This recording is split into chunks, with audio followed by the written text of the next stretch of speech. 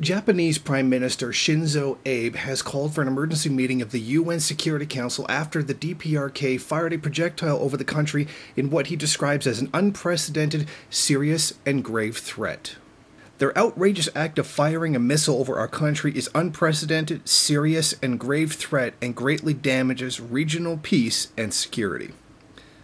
Abe stated that the North had launched a missile around 2057 GMT Monday from Sanan, close to Pyongyang, which had traveled over Japan.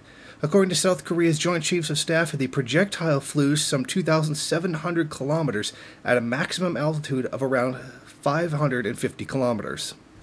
Now, the launch of this missile has been confirmed by multiple countries, and it's the first to have flown over Japan in many years. And it comes amid great international tensions between Pyongyang and the countries in the West. Pyongyang is testing of two intercontinental ballistic missiles, which are also capable of targeting the U.S. mainland.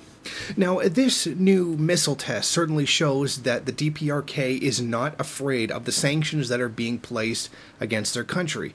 The DPRK has been standing firm against new threats by the U.S. for military invasion, further sanctions against the country for their continual testing of ICBMs and nuclear technology. Now, the DPRK has always maintained that all of this is meant for its self-defense, and it has always been the goal of the United States and the other imperialist powers to prevent the DPRK from developing a sufficient ability to defend itself from imperialist invasion.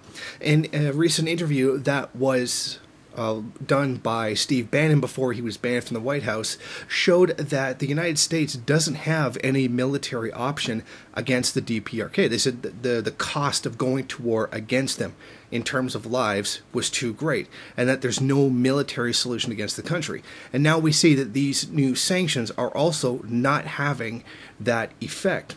The DPRK is now on a course to completely decide its own future away from imperialist aggression. It is now fully capable of defending itself to a point where it can actually deter imperialist invasion.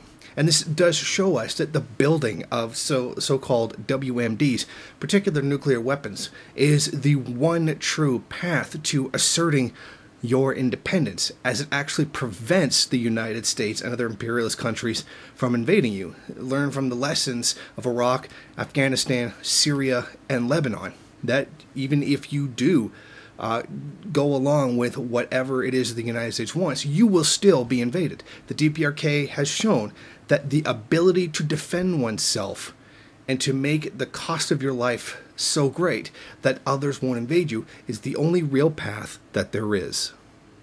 Thank you for watching. If you like this program, then please head over to my Patreon page and set up a monthly donation. It's your donations that keep this program running. Also, if you would like, please rate, comment, subscribe, and share in various social media.